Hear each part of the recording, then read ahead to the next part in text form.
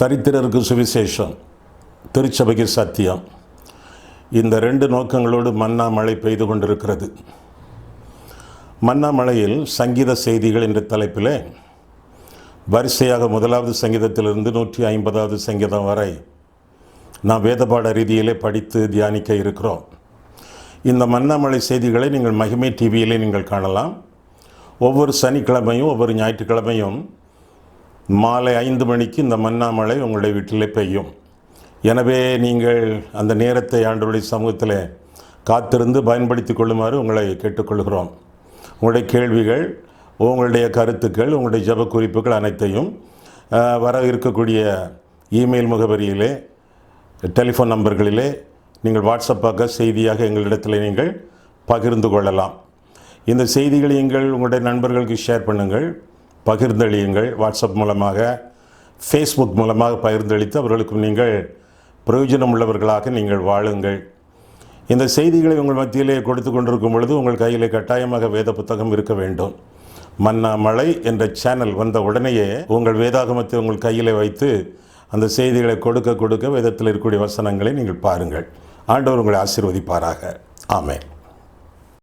மன்னா மழையில் நனைய மறுபடியும் உங்களை மனமகிழ்வோடு வரவேற்கிறேன். சங்கீத புஸ்தகத்திலிருந்து இந்நாட்களிலே செய்திகளை நாம் படித்து தியானித்து வருகிறோம். இதுவரை நாம் 39 சங்கீதங்களை முடித்திருக்கிறோம். இன்றைய தினத்திலே 40வது சங்கீதம். இந்த சங்கீத செய்திகளிலே ஏதாவது குறிப்பிட்ட ஒரு சங்கீதத்தையோ அல்லது சில சங்கீதங்களையோ அவற்றின் செய்திகளையோ நீங்கள் மிஸ் பண்ணி இருந்தால், தவற விட்டிருந்தால், யூடியூபில் இந்த சங்கீத செய்திகளின் தொகுப்பை நீங்கள் காணலாம். அதே தொகுப்பை நீங்கள் mahimai.tv.com என்ற வெப்சைட்டிலும் நீங்கள் கண்டு களிக்கலாம். இந்த காரியத்தை குறித்து, இந்த செய்தியை குறித்து மற்றவர்களிடத்தில், உங்கள் நண்பர்கள், உங்களுடைய உறவினர்கள் அவர்களிடத்தில் சொல்லி அவர்களும் ஆண்டவருடைய நன்மை கிருபைகளை பெற்று மகிழத்தக்கதாக அவர்களுக்கும் இந்த செய்தியை நீங்கள் அறிவிக்கலாம். கர்த்தர் உங்களை ஆசீர்வதிப்பாராக. உங்கள் கையில் வேத புத்தகத்தை எடுத்துக்கொள்ளுங்கள். இன்றைக்கு 40ஆம் சங்கீதம். அடைப்பு குறிப்புகளை பார்க்கும் பொழுது ராகத்தலைவனுக்கு ஒப்புவிக்கப்பட்ட தாவீதின் சங்கீதம் என்று அங்கே நான் வாசிக்கிறோம். ராக தலைவன் என்று சொன்னால் பாடகர் குழு தலைவன் என்று சொல்லலாம். இஸ்ரவேலிலே நாட்களில் ஆசரிப்பு கூடாரம் இருந்தது, ஆலயம் இருந்தது, ஜபாலயம் இருந்தது. இப்படி சில வழிபாட்டு ஸ்தலங்கள் இருந்தன. அவற்றிலே பாடகர் குழு உண்டு. நம்முடைய ஆலயங்களில் வைத்திருக்கிறோமே குவாயர் என்று சொல்லி, அந்த மாதிரி இப்படிப்பட்ட குவாயர், பாடகர் குழு, இதை நடத்தக்கூடிய, பாட்டிலே பயிற்சி கொடுத்து அவர்களை வழிநடத்தக்கூடிய ஒரு தலைவர், ராகத் தலைவன் என்று நாம் சொல்லலாம். இப்படி ராகத் தலைவனுக்கு ஒப்பு கொடுக்கப்பட்ட, ஆலயத்திலே பாடுவதற்காக அமைக்கப்பட்ட ஒரு சங்கீதம் இந்த 40வது சங்கீதம். இந்த 40வது சங்கீதத்தின் பின்னணியத்தை நாம் பார்க்கும் பொழுது 2 சாமுவேல் 15ஆம் அதிகாரத்தில் காணப்பட்ட அப்சலோம் மூலமாக, தாவீது தன்னுடைய மகனாகிய அப்சலோம் மூலமாக பெற்ற அதிகமான பிரச்சனைகள், போராட்டங்கள், அவற்றின் அடிப்படையிலே, அவற்றின் பின்னணியத்திலே எழுதப்பட்ட சங்கீதம் இந்த சங்கீதம் என்று நாம் சொல்லலாம். பின்னர் ஆண்டவராக இயேசு கிறிஸ்துவின் முதல் வருகை, இந்த உலகத்திலே வந்து ஊழியங்கள் செய்தாரே, அதை குறித்த சில வசனங்கள் ஒப்புமையாக எபிரேயர் 10ஆம் அதிகாரம் 5ஆம் வசனம் முதல் 7ஆம் வசனம் வரை நாம் காண்கிறோம். அதன் முதலாவதாக இந்த சங்கீதத்தில் நாம் பார்க்கும் பொழுது 40ஆம் சங்கீதம் 6ஆம் வசனம் முதலாக வாசிக்கும் பொழுது, பலியையும் காணிக்கையும் நீர் விரும்பாமல் என் செவிகளை திறந்தீர், சர்வாங்க தகன பலியையும் பாவ நிவாரண பலியையும் நீர் கேட்கவில்லை. அப்பொழுது நான் இதோ வருகிறேன், புஸ்தக சுருளில் என்னை குறித்து எழுதியிருக்கிறது. என் தேவனே, உமக்கு பிரியமானதை செய்ய விரும்புகிறேன், உமது நியாயப்பிரமாணம் என் உள்ளத்திற்குள் இருக்கிறது என்று சொன்னேன் என்று சொல்வதாக பார்க்கிறோம். இதை அப்போஸ்தலன் மேற்கோள் காட்டி எபிரேயர் 10ஆம் அதிகாரத்தில் எழுதுவதாக நாம் வேதத்தில் வாசிக்கிறோம். 5ஆம் வசனம் முதலாக வாசிக்கும் பொழுது எபிரேயர் 10ஆம் அதிகாரம் 5ஆம் வசனம் முதல். எபிரேயர் நூலை எழுதியது யார்? இது பவுல் அல்ல, யாரோ ஒருவர் என்று சொல்கிறார்கள் பலர். ஆனால் எபிரேயருக்கு எழுதிய நிருபமும் அப்போஸ்தலனாகிய பவுல் எழுதிய நிருபமும் என்று நான் நம்புகிறேன், விசுவாசிக்கிறேன். பழைய வேத சுவடிகளில் அப்போஸ்தலனாகிய பவுல் எழுதிய எபிரேயருக்கு எழுதின நிருபம் என்று நாம் பார்க்கிறோம். சரி, எபிரேயர் 10ஆம் அதிகாரம் 5ஆம் வசனம் முதலாக நாம் வாசிக்கும் பொழுது, ஆகையால் அவர் உலகத்தில் பிரவேசிக்கும் போது பலியையும் காணிக்கையும் நீர் விரும்பவில்லை, ஒரு சரீரத்தை எனக்கு ஆயத்தம் பண்ணினீர், சர்வாங்க தகன பலிகளும் பாவ நிவாரண பலிகளும் உமக்கு பிரியமானதல்ல என்பீர். அப்பொழுது நான், தேவனே உம்முடைய சித்தத்தின்படி செய்ய இதோ வருகிறேன், புஸ்தக சுருளில் என்னை குறித்து எழுதியிருக்கிறது என்று சொன்னேன் என்றார் என்று சொல்லி நவேதத்தில் வாசிக்கிறோம். அந்த காலத்திலே புஸ்தக சுருளிலே தம்மை குறித்து எழுதியிருப்பதாக இயேசுவானவர் சொல்கிறார். புஸ்தக சுருளிலே எங்கே? 40வது சங்கீதத்திலே என்று நாம் வாசிக்க கேட்டோம். ஆக இந்த சங்கீதம் மேசியாவின் வருகைக்கு முன்மொழியாக கூறப்பட்ட சங்கீதம் என்று சொல்லி நாம் அறிந்து கொள்ள வேண்டும். இந்த சங்கீதத்திலே தாவீது குறித்து வைத்திருக்கக்கூடிய சில கருத்துக்கள் முதல் 5 வசனங்களிலே தாம் ஆண்டவரிடமிருந்து பெற்ற எண்ணிறந்த நன்மைகளை குறிப்பிடுவதாக முதலாவதாக நாம் பார்க்கிறோம். 40ஆம் சங்கீதம் முதல் 5 வசனங்கள், கர்த்தருக்காக பொறுமையுடன் காத்திருந்தேன், அவர் என்னிடமாய் சாய்ந்து என் கூப்பிடுதலை கேட்டார், பயங்கரமான குழியிலும் உளையான சேற்றிலுமிருந்து என்னை தூக்கி எடுத்து என் கால்களை கண்மலையின் மேல் நிறுத்தி என் அடிகளை உறுதிப்படுத்தி நமது தேவனை துதிக்கும் புது பாட்டை அவரின் வாயிலை கொடுத்தார். அநேகர் அதை கண்டு பயந்து கர்த்தரை நம்புவார்கள். அகங்காரிகளையும் பொய்யை சார்ந்திருக்கிறவர்களையும் நோக்காமல் கர்த்தரையே தன் நம்பிக்கையாக வைக்கிற மனுஷன் பாக்கியவான். என் தேவனாகிய கர்த்தாவே, நீர் எங்கள் நிமித்தம் செய்த உம்முடைய அதிசயங்களும் உம்முடைய யோசனைகளும் அநேகமாயிருக்கிறது, ஒருவரும் அவைகளை உமக்கு விவரித்து சொல்லி முடியாது. நான் அவைகளை சொல்லி அறிவிக்க வேண்டுமானால் அவைகள் எண்ணிக்கைக்கு மேலானவைகள் என்று சொல்லி சங்கீதக்காரன் ஆரம்பிப்பதாக நாம் பார்க்கிறோம். எண்ணிறந்த நன்மைகள், ஆண்டவர் செய்த நன்மைகள், செய்யும் நன்மைகள் எண்ணிக்கைக்கு மேலானவை என்று சொல்லி முதல் 5 வசனங்களிலே நாம் பார்க்கிறோம். என்னென்ன நன்மைகளை ஆண்டவர் செய்திருக்கிறாராம்? 2ஆம் வசனத்திலிருந்து பார்க்கும் பொழுது, குழியிலிருந்து தூக்கியே எடுத்திருக்கிறார். குழி என்று சொல்லும் பொழுது பாதாளம் என்று சொல்லியும் மொழிபெயர்க்கலாம். பாதாளத்திற்கு போய்கொண்டிருக்கக்கூடிய ஒரு மனிதன் தாவீது, அவனை ஆண்டவர் அந்த குழியிலிருந்து தூக்கி எடுத்திருக்கிறார். உளையான சேறு, அந்த சேற்றிலிருந்து ஆண்டவர் அவனை தூக்கி எடுத்திருப்பதாக நாம் வேதத்தில் வாசிக்கிறோம். இந்த குழி, உளையான சேறு இதெல்லாம் பாவத்தின் அடையாளங்கள். பாவத்திலிருந்து ஆண்டவர் தம்மை மீட்டெடுத்த காரியத்தை, மீட்டெடுத்த நன்மையை முதலாவதாக தாவீது அறிவிப்பதாக இந்த வசனங்களிலே நாம் பார்க்கிறோம். அது மட்டுமல்ல, கன்மலையின் மேலே கர்த்தர் தன்னை நிறுத்தி இருப்பதாகவும் தாவீது அறிவிக்கிறான். கன்மலை கிறிஸ்து. பாவத்திலிருந்து திரும்பி இயேசுவினிடத்தில் பூரணமாக அர்ப்பணித்து ஆண்டவருக்குள்ளாக வாழக்கூடிய ஒரு வாழ்க்கை நன்மை, சிறந்த நன்மை என்று சொல்லி வேதம் நமக்கு கற்றுக் கொடுக்கிறது. என்னுடைய சாட்சியம் அதுதானே. செப்டிக் டேங்கிலே கிடந்த எண்ணெய் ஆண்டவர் தம்முடைய பரிசுத்த விரல்களினாலே தூக்கி எடுத்து கழுவி சுத்திகரித்து பரிசுத்தப்படுத்தி கண்மலையிலே நிறுத்தி பேசு என்று சொல்லி பேசிக்கொண்டிருக்கிறேன்.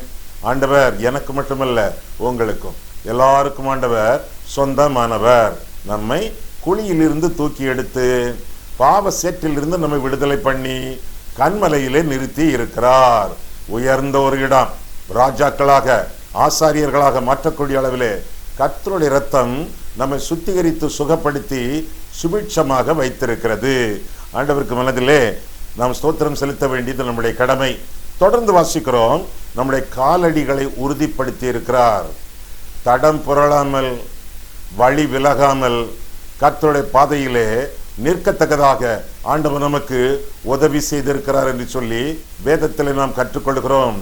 நம்முடைய சுய புத்தியின் மேல் சாயாமல் முழு இருதயத்தோடு நம்பிக்கையா இருந்து நம்முடைய வழிகளிலெல்லாம் ஆண்டவரை நினைத்துக் கொள்ளும் பொழுது நம்முடைய பாதைகளை ஆண்டவர் செவ்வைப்படுத்துவார் என்று சொல்லி நீதிமொழிகள் 3ஆம் அதிகாரம் 3ஆம் வசனம் முதல் 5ஆம் வசனம் வரை வேதத்தில் நாம் வாசிக்கிறோமே.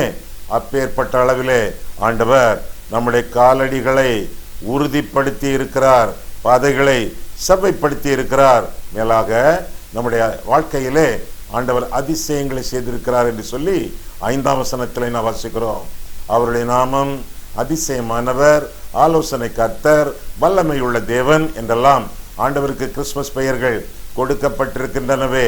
ஏசாயா 9ஆம் அதிகாரத்திலே அதே போல ஏசாயா 9:6 காணப்பட்ட நாமங்களின் சிறப்புகள் எல்லாவற்றையும் நாதராகிய இயேசு கிறிஸ்து நமக்கு சொந்தமாக்கி தந்திருக்கிறார். எண்ணிறந்த நன்மைகளை ஆண்டவர் நமக்கு தந்திருக்கிறார். கேட்காத நன்மைகளையே ஆண்டவர் நமக்கு தந்திருக்கிறாரே. அப்படியா? ஆமா தானே? பிதாவே, உம்முடைய ஒரே பேரான குமாரனை எங்களுக்காக அனுப்பும் என்று கேட்டோமா? கேட்கலையே. ஆண்டவர் தந்தார். குமாரனே, உம்முடைய ரத்தத்தை எங்களுக்காக சிந்தும், உம்முடைய ஜீவனை எங்களுக்காக கொடும் கேட்டோமா? இல்லையே. தம்முடைய ரத்தத்தை சிந்தினார், தம்முடைய ஜீவனை கொடுத்தார். ஆண்டவரே, இன்றைக்கு முழுவதும் சுவாசிப்பதற்கு எனக்கு சுவாசத்தை தாரும் கேட்டோமா? கேட்கலையே. தந்து கொண்டிருக்கிறாரே. சர்ன்னு இழுத்துக்கிட்டு இருக்கோமே. கேட்காத நன்மைகளை ஆண்டவர் வாலிய தந்து கொண்டிருக்கும் பொழுது கேட்கும் நன்மைகளை அவருடைய சித்தத்தின்படி நமக்கு தந்தருளுவார். யோவான் 14:13 நாம் அவருடைய நாமத்தினாலே எதை கேட்டாலும் அதை நான் செய்வேன் என்று சொல்லி ஆண்டவர் நமக்கு வாக்கு பண்ணி இருக்கிறார். அடுத்த வசனம், என் நாமத்தினாலே நீங்கள் எதை கேட்பீர்களோ குமாரனிலே பிதா மகிமைப்படும்படியாக அவைகளை செய்வேன் என்று ஆண்டவர் சொல்லி இருக்கிறார். என்னென்ன நன்மைகளை செய்வார்? எந்தெந்த நன்மை ஆண்டவர் நமக்கு செய்கிறாரோ அந்தந்த நன்மையினாலே ஆண்டவருடைய நாமம் மகிமைப்பட வேண்டும்.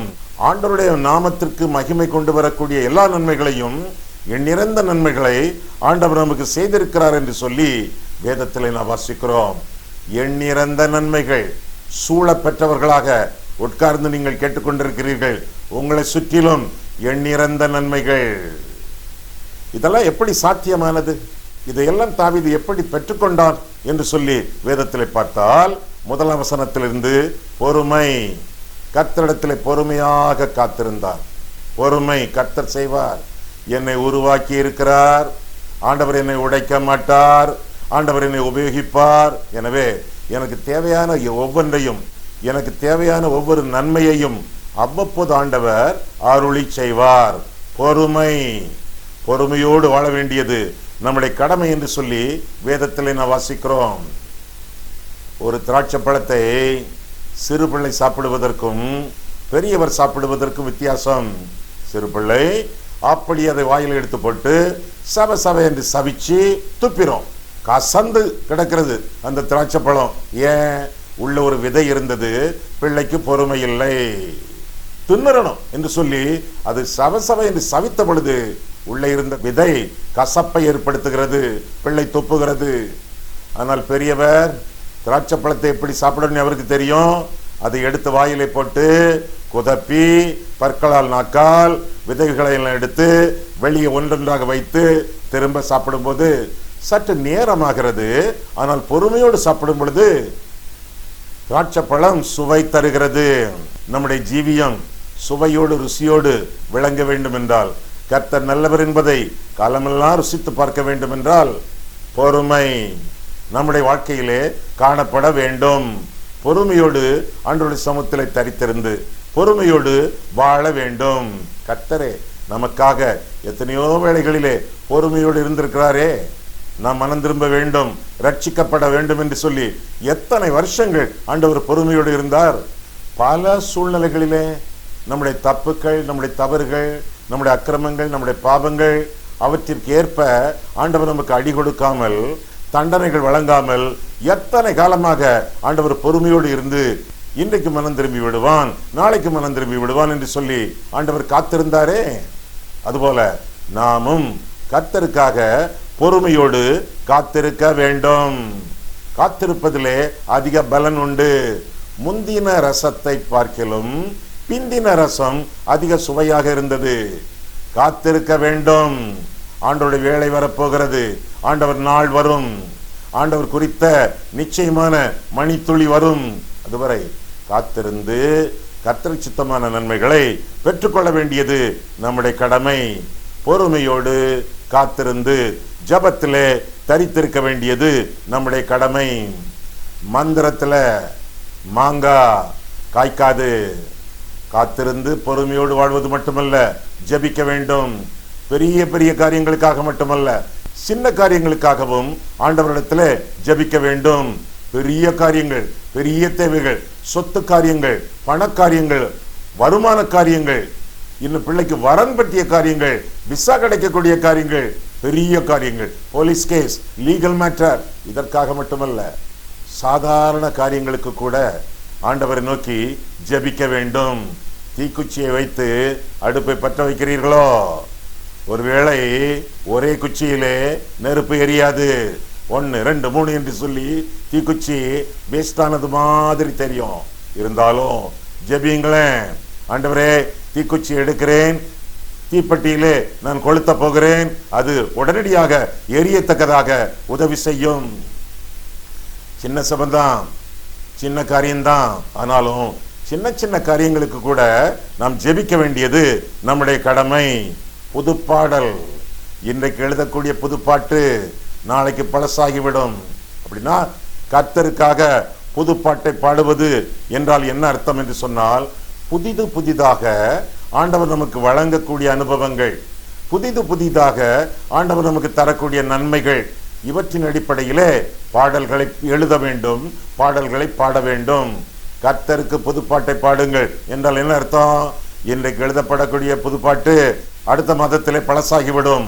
எனவே கர்த்தர் நமக்கு தரக்கூடிய புதிய அனுபவங்களின் அடிப்படையிலே, புதிய விளக்கங்களின் அடிப்படையிலே, புதிய வாழ்க்கையின் நிகழ்ச்சிகளின் அடிப்படையிலே பாடல்கள் எழுதப்பட்டு பாடப்பட வேண்டும் என்பதுதான் வேத போதனையின் விளக்கமாகும்.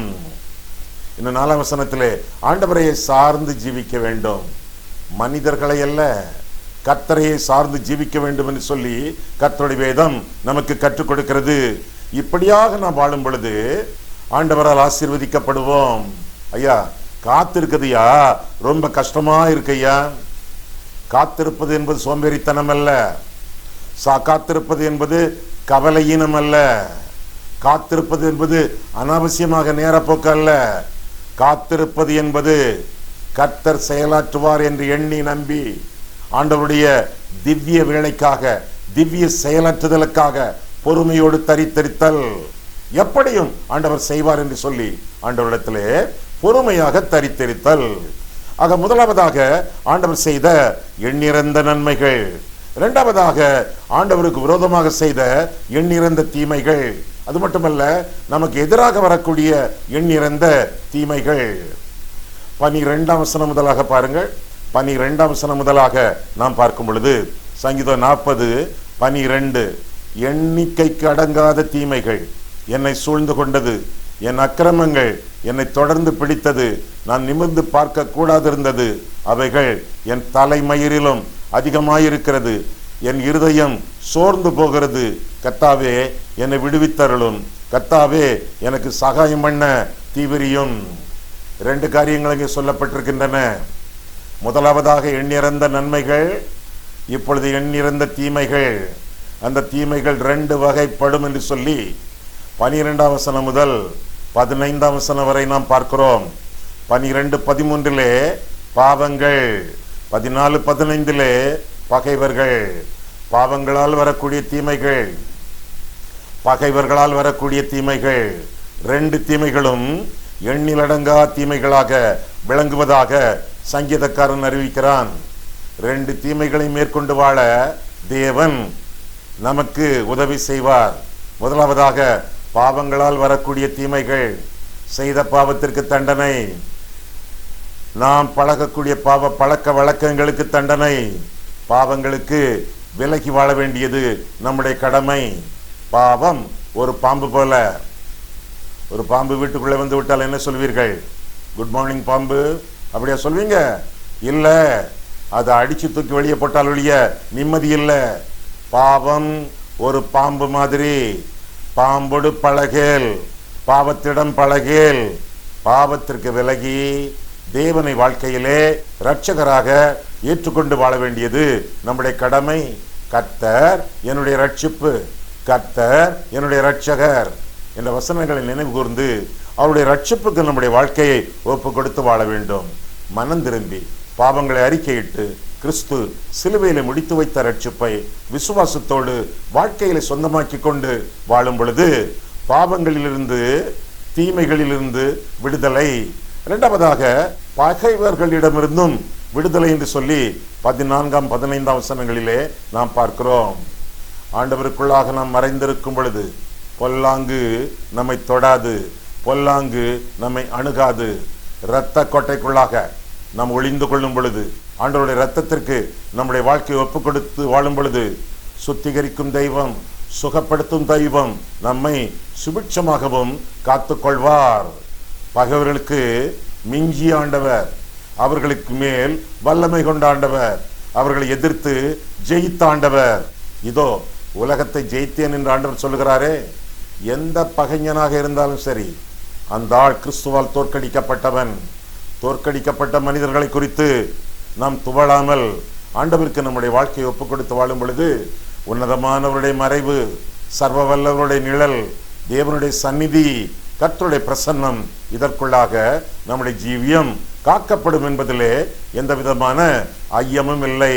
ஆக பாவத்தினாலே வரக்கூடிய தீமைகள், பகைவர்களாலே வரக்கூடிய தீமைகள், இவற்றினின்று ஆண்டவர் விடுவிப்பார்.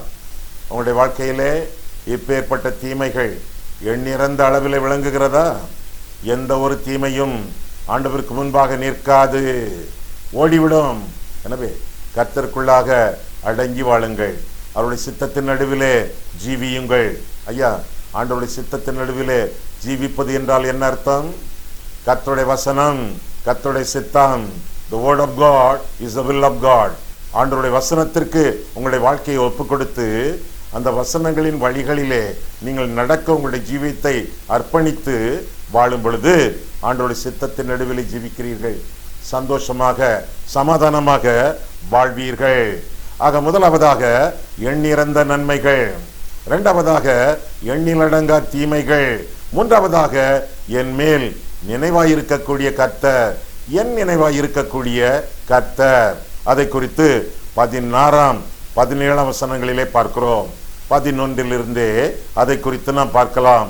முதலாவதாக 11 வாசித்துக் கொள்வோம். கர்த்தாவே, நீர் உம்முடைய இரக்கங்களை எனக்கு கிடையாமற் போக பண்ணாதேயும், உமது கிருபையும் உமது உண்மையும் எப்பொழுதும் என்னை காக்க கடவது. 16 உம்மை தேடுகிற அனைவரும் உமக்குள் மகிழ்ந்து சந்தோஷப்படுவார்களாக. உம்முடைய ரட்சிப்பை விரும்புகிறவர்கள் கர்த்தருக்கு மகிமை உண்டாவதாக என்று எப்பொழுதும் சொல்வார்களாக.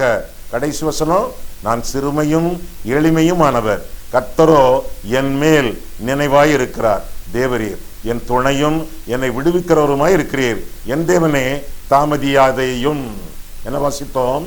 என் மேல் நினைவாயிருக்கக்கூடிய ஆண்டவர், உங்களை மறவாமல், உங்களை கைவிடாமல் 24 மணி நேரமும் கண் விழித்து கரிசனையோடு காப்பாற்றி உங்கள் மேல் நினைவாயிருக்கக்கூடிய தெய்வம். அந்த தெய்வம் உங்களை ஆதரிக்கிறார். ஐயா, ஆண்டவர் என்ன நினைச்சுக்கிட்டே இருக்காரையா? நிச்சயமா.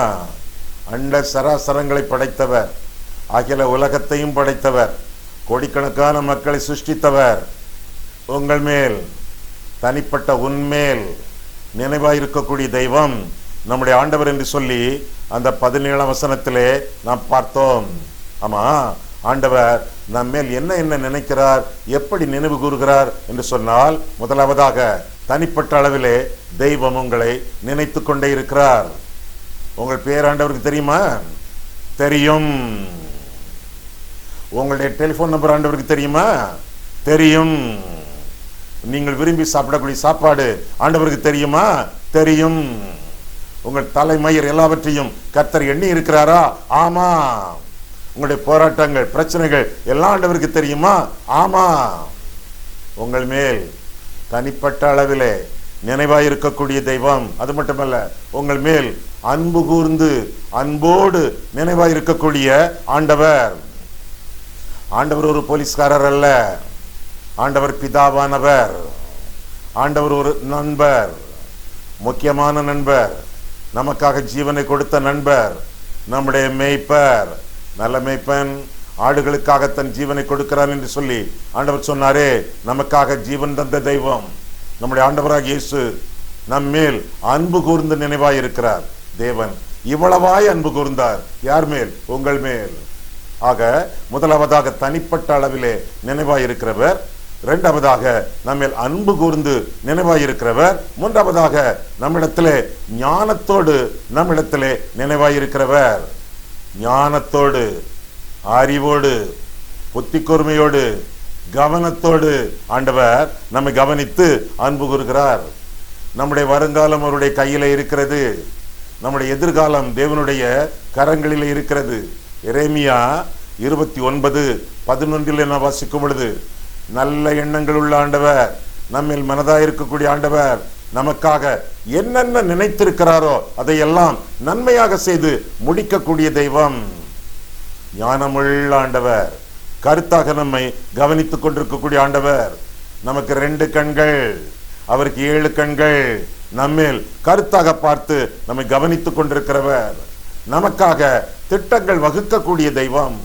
என்னென்ன திட்டங்களை நாம் வகுக்கிறோமோ, ஒருவேளை ஆண்டவருக்கு சித்தமில்லாத திட்டங்கள் எல்லாம் நம்மை விட்டு நீங்கி போகும்.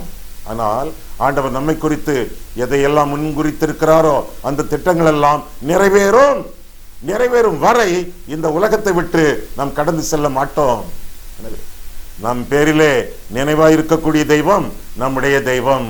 அதற்காக ஆண்டவருக்கு எத்தனை ஸ்தோத்திரம் செலுத்த வேண்டும், எவ்வளவு நன்றியுடையவர்களாக நாம் வாழ வேண்டும். நன்றியோடு ஜீவிக்கிறீர்களா? ஆண்டவரை நம்புகிறீர்களா? ஆண்டவர் வேல் பற்றுறுதி கொண்டு அவரை பற்றி பிடித்து நீங்கள் வாழ்ந்து கொண்டிருக்கிறீர்களா? அப்படி என்றால் ஆண்டவர் அபரிமிதமாக உங்களை ஆசீர்வதிப்பார். உங்களை விட்டு விலகாமலும் உங்களை கைவிடாமலும் 24 மணி நேரமும் உங்களுக்காக வாழக்கூடிய தெய்வம். ஏனென்றால் உங்களை தம்முடைய சாயலிலே ஆண்டவர் சிருஷ்டித்திருக்கிறார். அது மட்டுமல்ல, ஆண்டவருடைய இரத்தத்துக்கு நீங்கள் சொந்தக்காரர்கள். அது மட்டுமல்ல, ஆண்டவருடைய சுதந்திரங்களுக்கு நீங்கள் பாத்திரர். இதெல்லாம் உங்களுடைய சொந்தம். உங்கள் மேல் விழிப்புணர்வோடு இருக்கக்கூடிய ஆண்டவர், ஐயா சில காரியங்களை நான் விரும்புகிறேன், சில காரியங்களுக்காக நான் பொருத்தனை பண்ணி போராடி நான் ஜெபித்து கொண்டிருக்கிறேன், அதெல்லாம் இன்னும் நடக்கலையா, என்னையா செய்ய? எரேமியா 29:11 பாராமல் படியுங்கள், மனப்பாடம் பண்ணுங்கள். உங்களுக்காக எழுதப்பட்ட வசனம், மனப்பாடம் பண்ணுங்கள். அவ்வப்போது அந்த வசனத்தை சொல்லி சொல்லி பாருங்கள். என்ன வசனம்? எரேமியா 29:11. நீங்கள் எதிர்பார்த்திருக்கும் முடிவை, எதை எதிர்பார்த்து கொண்டிருக்கிறீர்கள்? நீங்கள் எதிர்பார்த்திருக்கும் முடிவை உங்களுக்கு கொடுக்கும்படிக்கு நான் உங்கள் பேரில் நினைத்திருக்கிற நினைவுகளை அறிவேன் என்று கர்த்தர் சொல்கிறார். அவைகள் தீமைக்கல்ல, சமாதானத்துக்கு ஏதுவான நினைவுகளே. என் மேல் நினைவாயிருக்கக்கூடிய ஆண்டவர், எண்ணிறந்த நன்மைகள் எண்ணிறந்த தீமைகள் வந்தாலும் பாவங்கள் பகைகள் எல்லாவற்றையும் நீக்கக்கூடிய ஆண்டவர். மேலாக என் மேல் 24 மணி நேரமும் நினைவாக இருக்கக்கூடிய தெய்வம். நான் என்ன விரும்புகிறேனோ, என்ன முடிவை எதிர்பார்த்திருக்கிறேனோ அதை ஆண்டவர் தருவார். அது தீமையாக இருக்காது, அது நன்மையாக இருக்கும். அந்த முடிவு உங்களுக்கும் சொந்தமாகும். கண்களை மூடுவோம், கர்த்தரை பார்ப்போம். அன்புள்ள ஆண்டவரே, உம்முடைய வசனங்களை ஆராயவும், எங்கள் வாழ்க்கையை ஆராயவும் உம்முடைய சந்நிதியிலே எங்களை வழிநடத்தினீர். அதற்காக உமக்கு ஸ்தோத்திரம் செலுத்துகிறோம் சுவாமி. எண்ணிறந்த நன்மைகளை நீர் எங்களுக்கு அருளி செய்திருக்கிறீரே, அதற்காக நாங்கள் எண்ணிறந்த ஸ்தோத்திரங்களை உமக்கு ஏறெடுக்கிறோம் சுவாமி. எண்ணிறந்த தீமைகள் அவ்வப்போது எங்களை சூழும் பொழுது கர்த்தாவே, அவையெல்லாம் எங்களுடைய பாவங்களினாலே உண்டானவை என்றால் அந்த பாவங்களை நாங்கள் விட்டு விட்டு மனம் திரும்பி உம்முடைய ஆளுகைக்கு நாங்கள் எங்களை அர்ப்பணித்து வாழ எங்களுக்கு உதவி செய்யும். அந்த எண்ணிறந்த தீமைகள் பகைவர்களால் வரும் என்றால் கர்த்தாவே, உமக்குள்ளாக நாங்கள் பதுங்கி கொண்டு வாழ எங்களை அர்ப்பணிக்கிறோம். துங்கனில் ஒதுங்குவோன் பங்கமின்றி தங்குவான் என்று நாங்கள் பாடியிருக்கிறோமே. எனவே கர்த்தாவே, உன்னதமானவருடைய மறைவிலே, சர்வ வல்லவருடைய நிழலிலே ஒவ்வொரு நாளும் நாங்கள் வாழ எங்களுக்கும் நீர் உதவி செய்யும். மேலாக ஆண்டவரே, எங்கள் மேல் நினைவாயிருக்கக்கூடிய கர்த்தாவே, நாங்களே எங்களை மறந்து 6 மணி முதல் 8 மணி வரை தூங்கிக் கொண்டிருக்கும் பொழுது உறங்காமலும் தூங்காமலும் எங்கள் மேல் நினைவு கூறும் கர்த்தாவே, உமக்கு ஸ்தோத்திரம் ஆண்டவரே, உமக்கு துதியை ஏறெடுக்கிறோம் ஆண்டவரே. உம்முடைய நினைவுகள், எங்கள் மேல் கொண்டிருக்கக்கூடிய உம்முடைய நினைவுகள் தீமையானவை அல்ல, நன்மையானவை. அதற்காக மீண்டும் உம்மை துதிக்கிறோம், ஸ்தோத்திரிக்கிறோம். இயேசு கிறிஸ்துவின் நாமத்தில் ஜெபிக்கிறோம் பிதாவே, ஆமென்.